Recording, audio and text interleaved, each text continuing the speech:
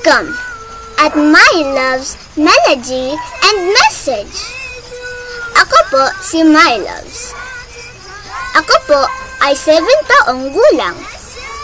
At ako po ang magbabasa ng mensahe mula sa aklat ng Diyos.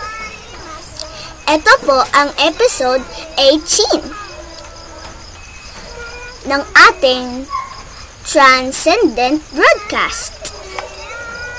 Ang mensahe po natin ngayon ay tungkol na tunay na kalooban ng Diyos. Ito po ay mensaheng biblikal. Kung ibinigay na ng Diyos ang kanyang kalooban sa kanyang aklat, dapat ba tayong sumunod sa mga bagay na hindi nakasulat doon? Kung sinabi ng Diyos na manalangin tayo sa Espiritu sa ating puso, bakit marami ang nananalangin sa harap ng mga imahe?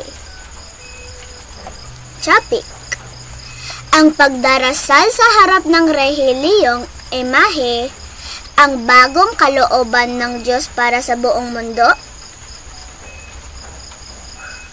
Ang kalooban ng Diyos ay ibinigay lamang sa kanyang mga apostol.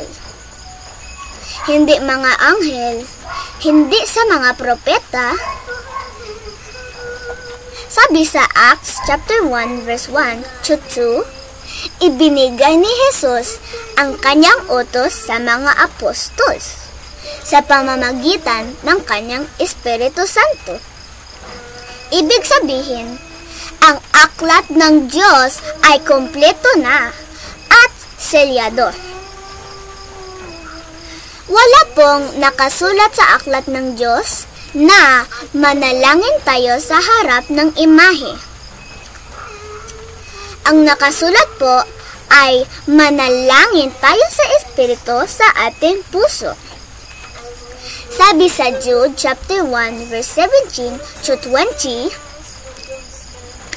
magtayo tayo ng ating pananampalataya sa pamamagitan ng pananalangin sa Espiritu Santo.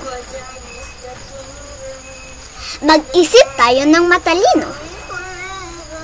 Kung ang kalooban ng Diyos ay nakasulat na, pwede ba tayong magdagdag ng paraan na hindi nakasulat? Sabi sa 1 Corinthians chapter 4 verse 6, huwag tayong lalampas sa mga bagay na nakasulat. Ibig sabihin, ang pagdarasal sa harap ng imahe ay hindi bahagi ng kanyang kalooban. Basahin pa natin, sabi sa 2 Peter chapter 3 verse 1 to 2, alalahanin natin ang mga salita ng mga propeta at apostol. Hindi mga bagong turo mula sa tao o tradisyon. Ang kalooban ng Diyos ay spiritual, hindi physical. Sabi sa John chapter 4 verse 24, ang Diyos ay espiritu. At ang mga sumasamba sa Kanya ay dapat sumamba sa Espiritu at katotohanan. Halimbawa, kung ang guro ay nagbigay ng test paper, tapos ikaw ay gumawa ng sarili mong tanong, tatanggapin ba ng guro ang sagot mo? Hindi po, dahil ang guro ang nagbigay na ng tunay na tanong. Ganoon din po ang Diyos. Ibinigay na niya ang kanyang aklat. Hindi na po natin dapat baguhin. Ang mga anak ng Diyos ay ipinanganak muli sa pamamagitan ng kanyang Espiritu. Sabi sa Romans chapter 8 verse 9 to 10, kung wala tayong Espiritu ni Kristo, hindi tayo sa Kanya. Kaya, Ang tunay na panalangin ay nasa espiritu, hindi sa harap ng rebulto o larawan. Buod. Ang kalooban ng Diyos ay nakasulat na sa kanyang aklat. Ibinigay ito sa mga apostol sa pamamagitan ng Espiritu. Wala pong utos na manalangin sa harap ng imahe.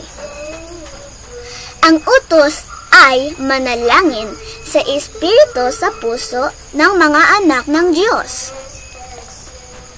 Matalinong tanong, kung ang mga anak ng Diyos ay tinuturoan ng kanyang Espiritu, dapat ba tayong sumunod sa mga gawa ng tao?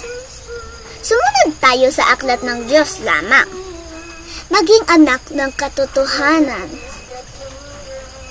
Maraming salamat po sa panonood at my loves, melody and message.